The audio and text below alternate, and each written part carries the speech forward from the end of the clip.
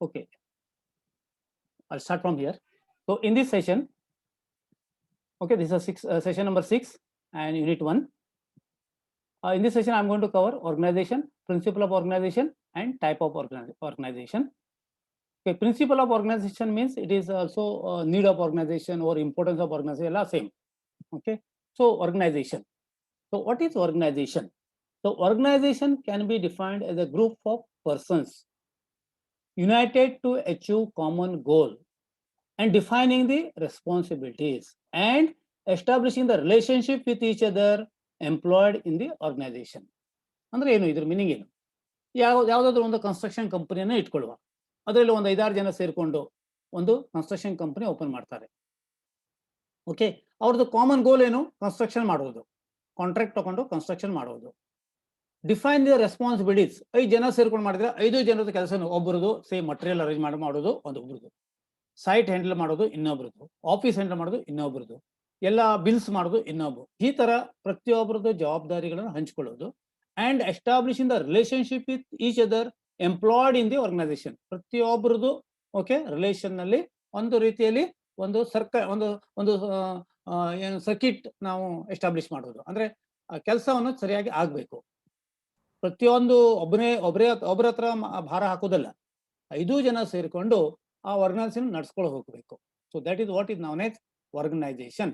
For example L&T company, Shobha construction, ಹೀಗೆ ಸಾಕಷ್ಟು ಯಾವುದು ಹಿಂದೂಸ್ತಾನ್ ಕನ್ಸ್ಟ್ರಕ್ಷನ್, ಯುನಿಟಿ ಕನ್ಸ್ಟ್ರಕ್ಷನ್ಸ್, ಇವೆಲ್ಲ ಆರ್ಗನೈಸೇಷನ್ಗಳು. ಓಕೆ, ಇವು ಕನ್ಸ್ಟ್ರಕ್ಷನ್ ಅಲ್ಲಿ ಮಾತ್ರ ಹೇಳಿದೆ ನಾನು, ಬೇರೆ ಏನೋ ಹೇಳ್ಬೋದು, ಬೇರೆ ಡಿಪಾರ್ಟ್ಮೆಂಟ್ ಹೇಳ್ಬೋದು. ಈಗ ಒಂದು ಕೋಚಿಂಗ್ ಇದೆ, ಸೊ ACE ಅಕಾಡೆಮಿ, ಓಕೆ, ಅವೆಲ್ಲ ಕೋಚಿಂಗ್ ಅಕಾಡೆಮಿಗಳು. ಅಥವಾ ಮೇಡಿಜಿ ಆರ್ಗನೈಸೇಷನ್ ಅಥವಾ ಅನ್ ಅಕಾಡೆಮಿ, ಇವೆಲ್ಲ ಕೋಚಿಂಗ್ ಇನ್ಸ್ಟಿಟ್ಯೂಷನ್ಗಳು. ಓಕೆ, ಅವುಗಳು ಕೂಡ ನಾವು ಆರ್ಗನೈಸೇಷನ್ ಅಂತೀವಿ. ನಮ್ದಲ್ಲಿ ಕನ್ಸ್ಟ್ರಕ್ಷನ್ ಬರ್ತದೆ, ಹೀಗಾಗಿ ನಾನು ಕನ್ಸ್ಟ್ರಕ್ಷನ್ ಎಕ್ಸಾಂಪಲ್ ಕೊಟ್ಟೆ. So an organization can be defined as a group of persons. First, group of persons. First point, group of persons. Second, united. ಯಾಕೆ ಸೇರಿದಾರೆ ಅವರು? ಟು ಅಚೀವ್ ಕಾಮನ್ ಗೋಲ್. ಅವ್ರ ಕಾಮನ್ ಗೋಲ್ ಏನು? ಕನ್ಸ್ಟ್ರಕ್ಷನ್ ಮಾಡೋದು, ಕಾಂಟ್ರಾಕ್ಟ್ ತಗೊಂಡು ಕನ್ಸ್ಟ್ರಕ್ಷನ್ ಮಾಡೋದು. Defining the responsibilities, ಪ್ರತಿಯೊಬ್ಬರದ್ದು ಜವಾಬ್ದಾರಿಯನ್ನ ಹಂಚಿಕೊಳ್ಳುವುದು.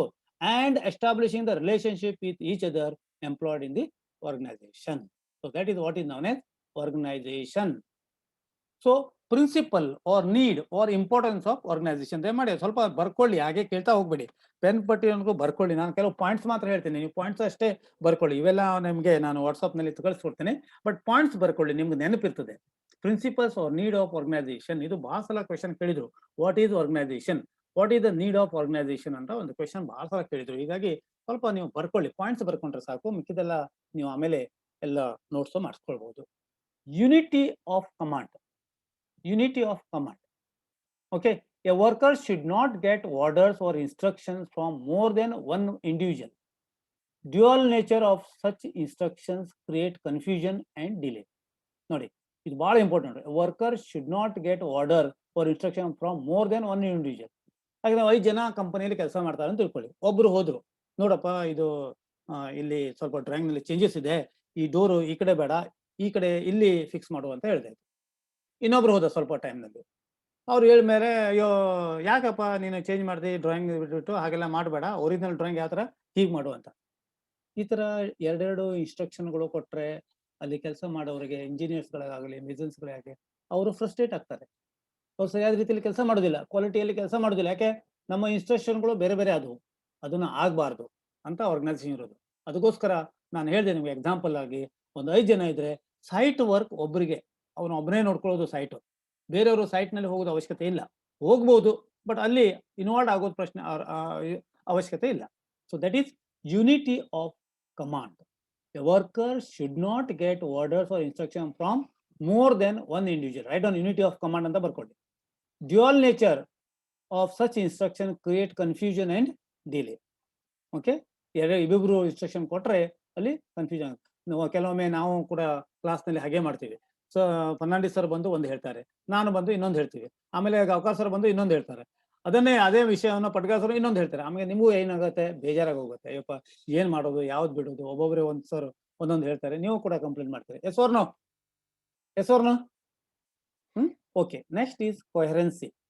ಕೊಹೆರೆನ್ಸ್ ಅಂದ್ರೆ ಒಂದು ರೀತಿ ಯೂನಿಟಿ ಇದ್ದಂಗೆ. Okay, coherency.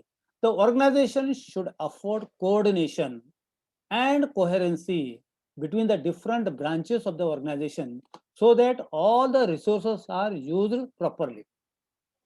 ಇದ್ರದ್ದು ಮೀನಿಂಗ್ ಏನು ಅಂದ್ರೆ, ಈಗ ಒಂದು ಕನ್ಸ್ಟ್ರಕ್ಷನ್ ಕಂಪನಿ ಇರ್ತದೆ ಅಂದ್ಕೊಳ್ಳಿ, ಒಂದು construction company Anish construction company ಅಂತ ಅಂದ್ಕೊಳ್ಳಿ.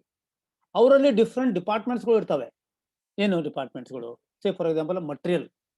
Okay, material department. ಮಟೀರಿಯಲ್ ಅಂದ್ರೆ ಅಲ್ಲಿ ಅಗ್ರಿಗೇಟು, ಸ್ಯಾಂಡು ಈ ಎರಡೇ. ಇನ್ನೊಂದು ಕಡೆ ಇನ್ನೊಂದು ಮಟೀರಿಯಲ್ಸ್ ಇರ್ತದೆ, ಸಿಮೆಂಟು, ಇನ್ನೊಂದು ಸ್ಟೀಲು, ಇನ್ನೊಂದು ಬ್ರಿಕ್ಸು, ಹೀಗೆ ಡಿಫ್ರೆಂಟ್ ಇನ್ನೊಂದು ಎಲೆಕ್ಟ್ರಿಕಲ್ ವರ್ಕ್ಸ್, ಈ ತರ ಇರ್ತದೆ. ಸೊ ಅದರಲ್ಲಿ ಓಕೆ ಕೋಆರ್ಡಿನೇಷನ್ ಅಂತ ಕೋಹರೆನ್ಸ್ ಇರಬೇಕಾಗುತ್ತೆ.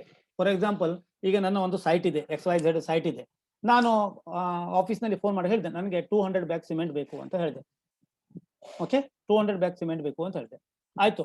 ಇನ್ನೊಂದು ಇದು ಇದೆ, ನಾನು ಇನ್ನೊಂದು ನನ್ನ ಸೈಟ್ ಇದೆ, ಅಲ್ಲೂ ಕೂಡ 200 ಬ್ಯಾಗ್ ಸಿಮೆಂಟ್ ಬೇಕು ಅಂತ ಹೇಳಿದೆ. ನಿಮ್ಮಲ್ಲಿ ಸ್ಟಾಕ್ ಬರೀ 200 ಮಾತ್ರ ಇದೆ. ಆಮೇಲೆ ಏನಾಗುತ್ತೆ? ಶಾರ್ಟೇಜ್ ಆಫ್ ಸಿಮೆಂಟ್ ಆಗ್ತದೆ. ಓಕೆ, 200 ಒಂದಕ್ಕೆ ಕಳಿಸ್ಕೊಂಡು ಇನ್ನೊಂದು ಕಡೆ ನಾವು ಕಳಿಸ್ಕೊಡ್ಬೇಕು. ಇದು ಒಂದು ರೀತಿಯಲ್ಲಿ. ಸೆಕೆಂಡ್ ರೀತಿಯಲ್ಲಿ ಎರಡೆರಡು ಡಿಸಿಷನ್ ಹೋಗುತ್ತೆ. ಓಕೆ, ಎರಡೆರಡು ರೀತಿಯಲ್ಲಿ. ಒಂದ್ ಕಡೆ ಸಿಮೆಂಟು ಗೋಡೌನ್ನಲ್ಲಿ ಇದ್ರೂ ಕೂಡ ಇನ್ನೊಬ್ರು ಅದಕ್ಕೆ ಗೊತ್ತಿರುವುದಿಲ್ಲ, ಅವನು ಹೋಗಿ ಪರ್ಚೇಸ್ ಮಾಡ್ತಾನೆ. ಈ ತರ ಪ್ರಾಬ್ಲಮ್ಸ್ ಆಗ್ತದೆ. So that is what is known as coherency. Job to be well defined. Okay, job to be, note down please. Job to be well defined. Job to be well defined. ಇದರ ಅರ್ಥ ಏನು? The job should be well defined in respect of materials to be used, method of construction etcetera. ಅಂದ್ರೆ organization ನಲ್ಲಿ ಯಾವುದೇ ಒಂದು ಕೆಲಸ ಆಗಿದೆ, ಆ ಕೆಲಸ ಪೂರ್ತಿ ಸರಿಯಾಗಿ ಕರೆಕ್ಟ್ ಆಗಿ ಇರಬೇಕು ಅಂತ. ಅಂದ್ರೆ ಏನು ಅದರ ಮಟೀರಿಯಲ್ಸ್ ಟು ಬಿ ಯೂಸ್ ಏನು?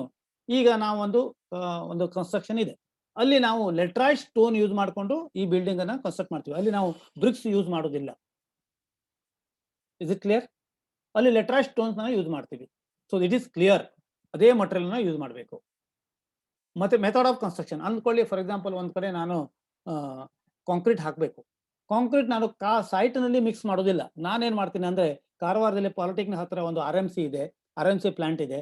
ಅಲ್ಲಿ ನಾನು ಆರ್ಡರ್ ಮಾಡ್ತೀನಿ, ನನಗೆ 100 ಕ್ಯೂಬಿಕ್ ಮೀಟರ್ ಕಾಂಕ್ರೀಟ್ ಬೇಕು, ಸೋ ಅಂಡ್ ಸೋ ಡೇಟ್ ನನಗೆ 100 ಕ್ಯೂಬಿಕ್ ಕಾಂಕ್ರೀಟ್ ಮಾಡಬೇಕು. ಅವ್ರದ್ದೆಲ್ಲ ಪೇಮೆಂಟ್ ಮಾಡ್ತೀನಿ, 100 ಕ್ಯೂಬಿಕ್ ಮೀಟರ್ ಬೆಳಿಗ್ಗೆ ಹಾಜರ್. So this is method of construction. Okay, the job to be well defined. Next, effective control at all levels. Please note down, effective control at all levels. In order to have an effective control at all levels, the superior and supervisor should be properly arranged. Okay, ಪ್ರತಿಯೊಂದು ಕೆಲಸವನ್ನು ಪ್ರತಿಯೊಂದು ಲೆವೆಲ್ನಾಗೆ ಸರಿಯಾಗಿ ಮತ್ತು effective ಆಗಲಿ control ಮಾಡಲಿಕ್ಕೆ superior ಅಂದ್ರೆ ಮೇಲಿನ ಒಬ್ಬ ಮ್ಯಾನೇಜರ್ ಹಿಡಿದು, ಕನ್ಸ್ಟ್ರಕ್ಷನ್ ಮ್ಯಾನೇಜರ್ ಹಿಡಿದು ಸೈಟ್ ಇಂಜಿನಿಯರ್ ಅಥವಾ ಸೂಪರ್ವೈಸರ್ ತನಕ ಕರೆಕ್ಟ್ ಆಗಿ ಅವರವರ ಡ್ಯೂಟಿಯನ್ನ, ಅವರವರ ಏನ್ ರೋಲ್ ಇದೆ, ಅವರು ಸರಿಯಾದ ರೀತಿಯಲ್ಲಿ ಮಾಡಬೇಕಾಗುತ್ತೆ. Next, delegation of authority. ನಿಯೋಗಿಸುವುದು. Clear cut demarcation of delegation and responsibility with powers. ಅಂದ್ರೇನು? ಈಗ ಫಾರ್ ಎಕ್ಸಾಂಪಲ್ ನಾನು ಹೇಳಿದೆ ನಿಮ್ಗೆ, ಒಂದು ಕಂಪನಿಯಲ್ಲಿ 5 ಜನ ಇದ್ದಾರೆ.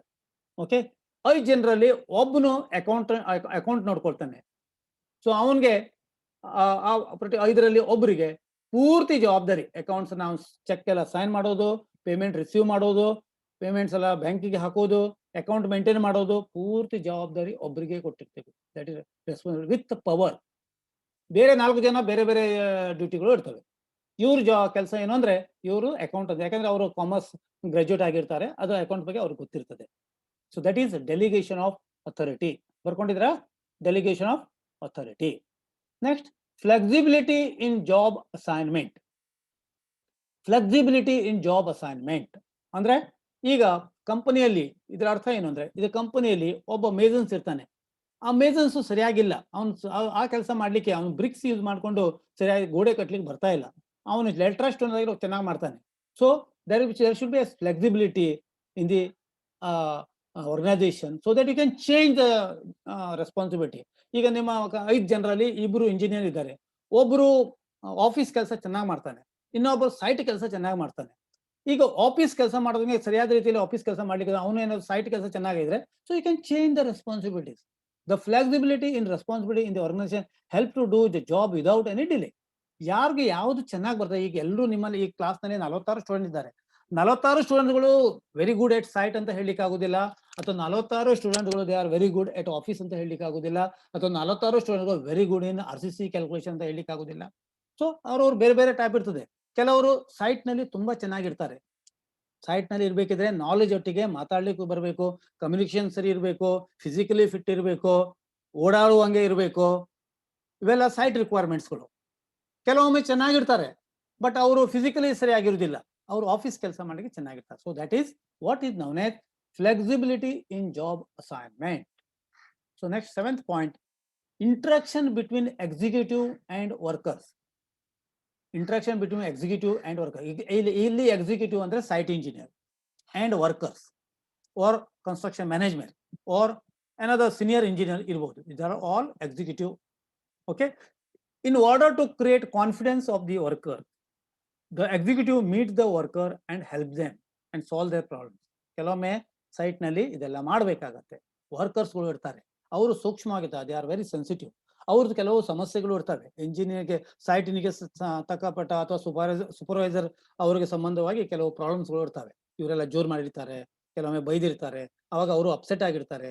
ಸೊ ಅವಾಗ ಅವ್ರ ಸೀನಿಯರ್ ಇಂಜಿನಿಯರ್ಸ್ಗಳು ಮಧ್ಯ ಪ್ರವೇಶ ಮಾಡಿಕೊಂಡು, ಮಧ್ಯದಲ್ಲಿ ಹೋಗ್ಕೊಂಡು, ಇಬ್ಬರಲ್ಲಿ ಸರಿ ಅವ್ರ ಹತ್ರ ಮಾತಾಡ್ಕೊಂಡು, ಅವ್ರಿಗೆ ಧೈರ್ಯ ತುಂಬಿಕೊಂಡು, ಅವ್ರಿಗೆ ಸ್ವಲ್ಪ ಸಮಾಧಾನ ಹೇಳಿ ಆ ಪ್ರಾಬ್ಲಮ್ಸ್ ಅನ್ನ ಸಾಲ್ವ್ ಮಾಡ್ತಾರೆ. ಇದರಿಂದ ಆರ್ಗನೈಸೇಷನ್ ಔಟ್ಪುಟ್ ಜಾಸ್ತಿ ಆಗುತ್ತೆ. ಸೊ ನಾವು will go for type of organization. ಈ ಆರ್ಗನೈಸೇಷನ್ ಟೈಪ್ಸ್ ಎಷ್ಟಿದೆ?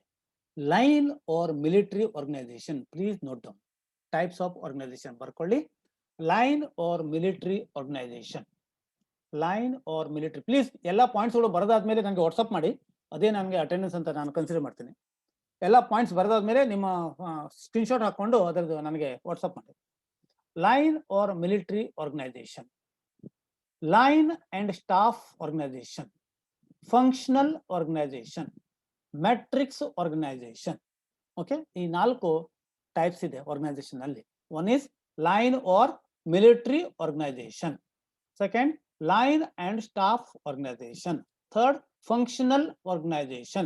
Fourth, matrix organization. Please remember, one questions from this chapter, this session is 100%. Okay, ಯಾವುದೇ ಒಂದು ಕ್ವೆಶ್ಚನ್ ಪೇಪರ್ ನೀವು ಓಪನ್ ಮಾಡಿ, ಒಂದು ಕ್ವೆಶ್ಚನ್ ನಲ್ಲಿ ಒಂದು ಕ್ವೆಶ್ಚನ್ ಅಂತೂ ಬಂದಿರ್ತದೆ. Right. So here let's now we'll go. Okay, line or military organization. Okay, ಸೊ ಇಲ್ಲಿ ಲೈನ್ ಆರ್ ಮಿಲಿಟರಿ ಆರ್ಗನೈಸೇಷನ್, ಇಲ್ಲಿ line or military organisation project headquarters ನಲ್ಲಿ ಯಾವ ತರ ಇರ್ತದೆ? ಮೇಲೆ top chief engineer. Okay, top chief engineer or DG works ಅಂತ. DG works ಅಂದ್ರೆ ನನಗೂ ಗೊತ್ತಿಲ್ಲ, ನಾನು ನೋಡ್ಕೊಂಡು ಹೇಳ್ತೀನಿ. ಓಕೆ, DG ವರ್ಕ್ಸ್ ಅಂತ. Director of workers, DG for director of workers. Director of civil engineering ಅಂತ ಹೇಳ್ಬೋದು, ಡೈರೆಕ್ಟರ್ ಆಫ್ ಸಿವಿಲ್ ವರ್ಕ್ಸ್. ಆಮೇಲೆ ಸ್ಟೋರ್ಸ್ ಚೀಫ್, ಅದರ ಕೆಳಗಡೆ ಸ್ಟೋರ್ ಚೀಫ್ಸ್ ಇರ್ತದೆ. ಅದ್ರ ಕೆಳಗೆ director of EME. Okay, mechanical engineering. Okay, mechanical engineering. ಇಲ್ಲಿ ಸಿವಿಲ್ ಇಂಜಿನಿಯರಿಂಗ್, ಇಲ್ಲಿ ಸ್ಟೋರು, ಇಲ್ಲಿ ಮೆಕ್ಯಾನಿಕಲ್ ಇಂಜಿನಿಯರಿಂಗ್. ಈ ಸಿವಿಲ್ ಅಂದ್ರೆ ಸಿವಿಲ್ ಕನ್ಸ್ಟ್ರಕ್ಷನ್ ಬಂತು. ಸ್ಟೋರ್ಸ್ ಅಂದ್ರೆ ಎಲ್ಲಾ ಮಟೀರಿಯಲ್ಸ್ ಅನ್ನ, ಸಿಮೆಂಟ್ ಆಗಲಿ, ಸ್ಟೀಲ್ ಆಗಲಿ ಅಥವಾ ಬೇರೆ ಮಟೀರಿಯಲ್ಸ್ ಗಳನ್ನು ಸ್ಟೋರ್ ಇರ್ತದೆ. ಆಮೇಲೆ ಇಲ್ಲಿ ಮೆಕ್ಯಾನಿಕಲ್ ಇಂಜಿನಿಯರಿಂಗ್ ಯಾಕೆ ಬೇಕು ಅಂದ್ರೆ, ನೋಡಿ, ಮೆಕ್ಯಾನಿಕಲ್ ಜನರಲಿ ಈಗ ಯಾವುದೇ ಒಂದು ಕನ್ಸ್ಟ್ರಕ್ಷನ್ ನಲ್ಲಿ ಇಲೆಕ್ಟ್ರಿಕಲ್ ಮತ್ತೆ ಮೆಕ್ಯಾನಿಕಲ್ ಇದು ಅಸೆನ್ಷಿಯಲ್. ಇದು ಅದೇ ಇಲೆಕ್ಟ್ರಿಕಲ್ ನಿಮ್ಗೆ ಗೊತ್ತು, ಎಲ್ಲ ಎಲೆಕ್ಟ್ರಿಕಲ್ ಪವರ್ ಬೇಕಾದ್ರೆ. ಮೆಕ್ಯಾನಿಕಲ್ ಯಾಕೆ ಬೇಕು ಅಂದ್ರೆ, ಈಗ ಮೆಕ್ಯಾನಿಕಲ್ ಮಷಿನ್ಸ್ ಇರ್ಬೋದು, ಅಥವಾ ಗ್ರಿಲ್ ವರ್ಕ್ ಇರ್ಬೋದು, ಅಥವಾ ಯಾವುದೋ ಸ್ಟೀಲ್ ವರ್ಕ್ ಇರ್ಬೋದು, ಇವೆಲ್ಲ ಅವನು ಮೆಕ್ಯಾನಿಕಲ್ ಸಂಬಂಧಪಟ್ಟ. ಈ ಡೈರೆಕ್ಟರ್ ಆಫ್ ಸಿವಿಲ್ ವರ್ಕ್ಸ್ ನಲ್ಲಿ ಕೆಳಗಡೆ CWE or SC ಇಲ್ಲಿ ಕೊಟ್ಟಿರ್ತಾರಲ್ಲ, deputy chief engineer. Okay, deputy DC ಅಂದ್ರೆ deputy chief engineer. CWE SC ಅಂದ್ರೆ commander works engineer. Okay, commander works engineer or SC superintending engineer. ಮತ್ತೆ CWE SC ಇಬ್ರು ಇರ್ತಾರೆ. Okay, ಇವ್ರ ಕೆಳಗಡೆ ಡೆಪ್ಯೂಟಿ ಚೀಫ್ ಇಂಜಿನಿಯರ್ ಕೆಳಗಡೆ 2 ಸೂಪರಿಂಟೆಂಡೆಂಟ್ ಇಂಜಿನಿಯರ್ ಅಥವಾ ಕಮಾಂಡರ್ ವರ್ಕ್ಸ್ ಇಂಜಿನಿಯರ್ 2 ಇರ್ತಾರೆ. ಅವ್ರ ಕೆಳಗಡೆ, ಓಕೆ, ಇವ್ರ ಕೆಳಗಡೆ ಮತ್ತೆ ಇವ್ರ ಕೆಳಗಡೆ, 2 ಕೆಳಗಡೆ ಒಂದೇ ತೋರಿಸಿದೀವಿ ಫಿಗರ್ ನಲ್ಲಿ. GE, okay, GE is garrison engineer or EE is executive engineer. Garrison engineer or executive engineer, garrison engineer 3 ಜನ ಇರ್ತಾರೆ ಇವ್ರ ಕೆಳಗಡೆ. ಓಕೆ, ಇವ್ರು ಒಬ್ಬರು ಕೆಳಗಡೆ ಅಂದ್ರೆ ಇವ್ರದ್ದು ಕೂಡ same, assistant engineer or assistant garrison engineer, assistant engineer or assistant garrison engineer. And one is BSO. BSO is barracks and stores officer. Okay, EM means electrical or mechanical engineer. BR means buildings and roads. ನೋಡಿ, ಒಂದು buildings and roads, ಇನ್ನೊಂದು electrical and mechanical, ಇನ್ನೊಂದು barracks and store officer. ಇದು line or military organization. Okay, line and military organization. ಬರ್ಕೊಳ್ಳಿ ಇದು, please note down this. ಒಂದು chief engineer, that is DG works. Okay, director of works, that is deputy chief engineer. Okay, ಇವರು deputy engineer, ಇವರು deputy G ಅಂತ ಏನು ನೆನಪಿಲ್ಲ ನನಗೆ, ಆಮೇಲೆ ಹೇಳ್ತೇನೆ ನೋಡ್ಕೊಂಡು ನಾನು. G work. ಓಕೆ, ಇವರು ಡೆಪ್ಟಿ ಚೀಫ್ ಇಂಜಿನಿಯರ್, ಆಮೇಲೆ ಸ್ಟೋರ್ಸು, ಆಮೇಲೆ ಡೈರೆಕ್ಟರೇಟ್ EME. ಇವರು ಕೆಳಗಡೆ, ಓಕೆ, ಇವರು ಕೆಳಗಡೆ CWSE, that is commander works engineer or superintending engineer. ಮತ್ತೆ ಇಬ್ರು ಇರ್ತಾರೆ, ಇಬ್ರು ಸೂಪರಿಂಟೆಂಡಿಂಗ್ ಇಂಜಿನಿಯರ್ ಅಥವಾ ಇಬ್ರು ಡೆಪ್ಟಿ ಕಮಾಂಡರ್ ವರ್ಕ್ಸ್ ಇರ್ತಾರೆ. ಪ್ರತಿಯೊಬ್ಬರ ಕೆಳಗಡೆ 3 garrison engineer or executive engineers ಇರ್ತಾರೆ. 1, 2, 3. ಪ್ರತಿಯೊಂದು ಗ್ಯಾರಿಸನ್ ಇಂಜಿನಿಯರ್ ಕೆಳಗಡೆ ಒಬ್ರು AE that is your buildings and roads, ಒಂದು AE and AGE that is electrical or mechanical, ಮತ್ತೆ ಇನ್ನೊಂದು BSO barracks and store officer. Okay, barracks and store officer. ನಾವು line and military organization ಅಡ್ವಾಂಟೇಜ್ಗಳು ಏನು? ಒಂದು advantage number 1, write down this, please write down this advantages. Okay, advantages. The command and control is very effective. Okay, the command and control is very effective. Responsibilities at all levels are defined and fixed. ಪ್ರತಿಯೊಬ್ಬರ ಜವಾಬ್ದಾರಿಗಳು ಪ್ರತಿಯೊಂದು ಲೆವೆಲ್ನಲ್ಲಿ ಸರಿಯಾದ ರೀತಿಯಲ್ಲಿ ಕೊಟ್ಟಾಗಿದೆ, ಮತ್ತೆ ಅದು fixed ಇದೆ. Okay, ಅವರವರ ಕೆಲಸ ಫಿಕ್ಸ್ಡ್ ಆಗಿದೆ. The system enables quick decision to be taken at all levels. Okay, the system enables quick decision to be taken at all levels. Each individual carries out order of his next superior, and this helps in maintaining rigid discipline. ಇದಕ್ಕೋಸ್ಕರ ನಾವು ಇದಕ್ಕೆ line or military organisation ಅಂತ ಹೇಳ್ತೀವಿ. Each individual carries out order of his next superior, and this helps maintaining the rigid discipline. ಅಂದ್ರೆ ಪ್ರತಿಯೊಬ್ಬರ ಜವಾಬ್ದಾರಿಗಳು, okay, ಪ್ರತಿಯೊಬ್ಬರ ಜವಾಬ್ದಾರಿಗಳು ಅವರು ಸುಪೀರಿಯರ್, ಅವರು ಒಂದು ಮೇಲಾಧಿಕಾರಿಗಳು ಹೇಳ್ದಂಗೆ ಕೆಲಸ ಮಾಡಬೇಕು. ಅವ್ರ ಮೇಲಾಧಿಕಾರಿಗಳು ಯಾರು ನೋಡಿ, ಇಲ್ಲಿ ಅಸಿಸ್ಟೆಂಟ್ ಇಂಜಿನಿಯರ್ ಅಥವಾ ಅಸಿಸ್ಟೆಂಟ್ ಗ್ಯಾರಿಸನ್ ಇಂಜಿನಿಯರ್ ಇರ್ತಾರೆ. ಇವರು ಈ ಎಕ್ಸಿಕ್ಯೂಟಿವ್ ಇಂಜಿನಿಯರ್ ಅಥವಾ ಗ್ಯಾರಿಸನ್ ಇಂಜಿನಿಯರ್ ಹೇಳ್ದಂಗೆ ಕೇಳಬೇಕು. ಗ್ಯಾರಿಸನ್ ಇಂಜಿನಿಯರ್ಗಳು CW ಸೂಪರಿಂಟೆಂಡೆಂಟ್ ಇಂಜಿನಿಯರ್ ಅಥವಾ ಕಮಾಂಡರ್ ಚೀಫ್ ಇಂಜಿನಿಯರ್ ಹೇಳ್ದಂಗೆ ಕೇಳಬೇಕು. ಇವ್ರುಗಳು ಡೈರೆಕ್ಟರ್ ಆಫ್ ವರ್ಕ್ಸ್ ಅವರು ಹೇಳ್ದಂಗೆ ಕೇಳಬೇಕು, ಮತ್ತೆ ಇವರು ಚೀಫ್ ಇಂಜಿನಿಯರ್ಗಳು ಹೇಳ್ದಂಗೆ ಕೇಳಬೇಕು. That is the meaning of that. ಡಿಸ್ಅಡ್ವಾಂಟೇಜ್ಗಳು ಏನು ಈ ಮೆಥಡಿನ? Difficult to do interchange of work due to rigidity of the structure. Interchange ಮಾಡ್ಲಿಕ್ಕೆ ಆಗೋದಿಲ್ಲ, ಜವಾಬ್ದಾರಿಗಳನ್ನು ಇಂಟರ್ಚೇಂಜ್ ಮಾಡ್ಲಿಕ್ಕೆ ಆಗೋದಿಲ್ಲ. Because that is due to the rigidity of the structure. ಇಲ್ಲಿ ಈ ಸ್ಟ್ರಕ್ಚರ್ ಇಲ್ಲಿ ಫುಲ್ ಪಕ್ಕಾ ಆಗಿದೆ. ಇವ್ರು ಮಾಡೋ ಕೆಲಸ, ಇವ್ರು ಮಾಡೋ ಕೆಲಸ, ಇವ್ರು ಮಾಡೋ ಕೆಲಸ, ಇವ್ರು ಮಾಡೋ ಕೆಲಸ, ಪ್ರತಿಯೊಬ್ಬರು ಲೆವೆಲ್ನಲ್ಲಿ ಮಾಡೋ ಕೆಲಸ ಫಿಕ್ಸ್ಡ್ ಆಗಿದೆ. ಅವರು ಎಕ್ಸ್ಚೇಂಜ್ ಮಾಡ್ಲಿಕ್ಕೆ ಆಗುದಿಲ್ಲ. They cannot exchange the work. So that is difficult to interchange of work due to rigidity of the structure. Communication from the lower level to the top management is difficult. It's very difficult communication from lower to top. ಇಲ್ಲಿಂದ ನಾವು ಈ for example ಈ assistant ಇಂಜಿನಿಯರ್ಗಳನ್ನು ಯಾವುದೇ ಒಂದು ಕೆಲಸಗಳಲ್ಲಿ ಈ beam size 230/600 ಇದೆ, ಅದನ್ನು ಚೇಂಜ್ ಮಾಡಿಕೊಂಡು 230/700 ಮಾಡಿ ಅಂತ ಹೇಳಲಿಕ್ಕೆ ಇವರಿಗೆ ಆಗುದಿಲ್ಲ. You cannot give instruction from lower to top. You can receive from top to lower. You cannot give, ಯಾಕಂದ್ರೆ because it is line or military organization, ಹೆಸರೇ ಅದು ಆ ಥರ ಹೇಳ್ತಾ ಇದೆ. Okay, difficult to communication from the lower level to the top management is difficult.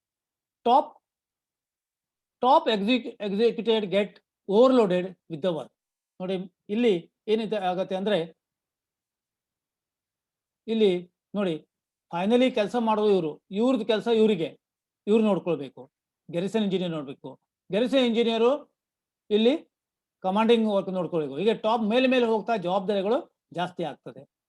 This is rigid organisation. Please remember, this is ಇಲ್ಲಿ rigid means ಪ್ರತಿಯೊಂದು change ಮಾಡ್ಲಿಕ್ಕೆ ಆಗುದಿಲ್ಲ. ಪ್ರತಿಯೊಂದು ಜವಾಬ್ದಾರಿಗಳಲ್ಲಿ ರೆಸ್ಪಾನ್ಸಿಬಿಲಿಟಿ ಚೇಂಜ್ ಮಾಡ್ಲಿಕ್ಕೆ ಆಗುದಿಲ್ಲ. ಇದು ಪಕ್ಕ ರಿಜಿಡ್ ಆರ್ಗನೈಸೇಷನ್. ಫ್ಲೆಕ್ಸಿಬಿಲಿಟಿ ಇಲ್ಲ. ಓಕೆ, ಇಲ್ಲಿ ಯಾವುದೇ ರೀತಿಯಲ್ಲಿ ಫ್ಲೆಕ್ಸಿಬಿಲಿಟಿ ಅಧಿಕಾರಗಳಲ್ಲಿ ಅಥವಾ ಕೆಲಸ ಮಾಡೋದ್ರಾಗ್ಲಿ ಅಥವಾ ಎಕ್ಸಿಕ್ಯೂಷನ್ ಅಲ್ಲಿ ಯಾವುದೇ ನಮೂನೆ ಚೇಂಜಸ್ಗಳು ಆಗೋದು ಸಾಧ್ಯವಿಲ್ಲ. therefore it is called rigid organization. Okay, so line and staff organization. Write down line and staff organization. Note down please. Line and staff organization advantages. Okay, the advantages nodva. Expert advice is available at all levels and maximum use of specialist is made. Okay, so I'm going to show you this. This is the line and staff organization. Illi director general irtare, ಮೇಲೆ director general ಇರ್ತಾರೆ, ಅದ್ರ ಕೆಳಗಡೆ works department directorate ಇರ್ತಾರೆ, planning directorate ಇರ್ತಾರೆ, stores department ಇರ್ತದೆ, ಮತ್ತು ಅದ್ರ ಕೆಳಗಡೆ ಅಕೌಂಟ್ಸ್ ಡಿಪಾರ್ಟ್ಮೆಂಟು ಇರ್ತದೆ. ಸೊ ಇವ್ರ ಕೆಳಗಡೆ ನೋಡಿ, ಇವರೆಲ್ಲವನ್ನು ಕೆಳಗಡೆ ಯಾರು ಇರ್ತಾರೆ ನೋಡಿ, ಕೋಆರ್ಡಿನೇಷನ್ ಸೆಲ್, ಅವ್ರ ಕೆಳಗಡೆ director of work civil, director of work mechanical, director of electrical work. Director of civil ಕೆಳಗಡೆ ಇಂಜಿನಿಯರ್ ಇನ್ಚಾರ್ಜ್, ಎರಡು ಇಂಜಿನಿಯರ್ ಇನ್ಚಾರ್ಜ್. ಒಬ್ಬ ಇಂಜಿನಿಯರ್ ಇನ್ಚಾರ್ಜ್ ಕೆಳಗಡೆ ಜೂನಿಯರ್ ಇಂಜಿನಿಯರ್, ಪ್ರತಿ ಜೂನಿಯರ್ ಇಂಜಿನಿಯರ್ ಕೆಳಗಡೆ ವರ್ಕರ್ಸು. ಇದು ಸಿಂಪಲ್ ನೋಡ್ಲಿಕ್ಕೆ ಅಷ್ಟು ಕಾಣಿಸೋದು, ಈಸಿ ಇದೆ. ಓಕೆ, ನೀವು ಬರ್ಕೊಳ್ಳಿ, ಇದನ್ನು ಡ್ರಾ ಮಾಡ್ಕೊಳ್ಳಿ. Okay, next director of work mechanical, engineer incharge, junior engineer ಕೆಲಸ. Director of electrical engineer incharge, junior ಅವರ ಕೆಳಗಡೆ ವರ್ಕರ್. ತುಂಬಾ ಚೆನ್ನಾಗಿದೆ, easy to remember. Note down this please. ಇದು ಡ್ರಾ ಮಾಡ್ಕೊಳ್ಳಿ. ಮೇಲೆ director general, okay, director general DGO ಅಂತ ಹೇಳ್ತೀವಿ, ಡೈರೆಕ್ಟರ್ ಜನರಲ್. ಅವ್ರ ಕೆಳಗಡೆ work department directorate, planning directorate, store department, account department. ಇವ್ರ ಕೆಳಗಡೆ ಓಕೆ ಸಿವಿಲ್ಲು, ಮೆಕ್ಯಾನಿಕಲ್, ಎಲೆಕ್ಟ್ರಿಕಲ್. ಪ್ರತಿಯೊಂದು ಸಿವಿಲ್ ನಲ್ಲಿ 2 ಇಂಜಿನಿಯರ್ ಇನ್ಚಾರ್ಜ್ಗಳು, ಪ್ರತಿಯೊಂದು ಇನ್ಚಾರ್ಜ್ ಕೆಳಗಡೆ 2 ಜೂನಿಯರ್ ಇಂಜಿನಿಯರ್ಗಳು, ಪ್ರತಿಯೊಂದು ಜೂನಿಯರ್ ಕೆಳಗಡೆ ವರ್ಕರ್ಸ್ಗಳು. ಬಹಳ ಸಿಂಪಲ್ ಆಗಿದೆ. ಸೊ ಇದನ್ನ ಮತ್ತೆ ನಾವು ಅಡ್ವಾಂಟೇಜ್ ನೋಡ್ರಿ.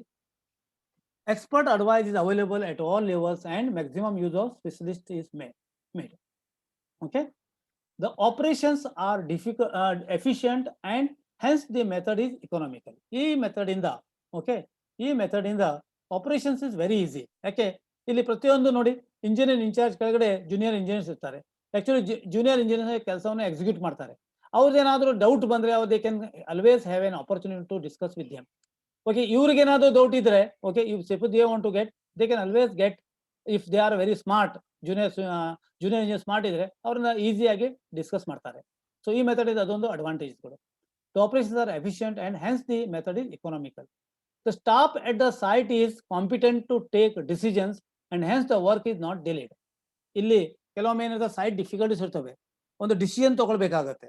ಓಕೆ, ಫಾರ್ ಎಕ್ಸಾಂಪಲ್ ಎಕ್ಸ್ಕವೇಷನ್ ಮಾಡುವಾಗ ಕೆಲವೊಮ್ಮೆ ಲೂಸ್ ಸಾಯಿಲ್ ಸಿಕ್ತು, ಅವರು ಎಕ್ಸ್ಕವೇಷನ್ ಕೊಟ್ಟಿರೋದು 1.4 ಮೀಟರ್, ಎಲ್ಲಿ ಅದಕ್ಕಿಂತ ಜಾಸ್ತಿ ನಾವು ಎಕ್ಸ್ಕವೇಟ್ ಮಾಡಬೇಕಾಗುತ್ತೆ, ಅಥವಾ ಬೇರೆ ಯಾವುದಾದ್ರೂ ಮೆಥಡ್ ಎಂಪ್ಲಾಯ್ ಮಾಡಬೇಕಾಗುತ್ತೆ.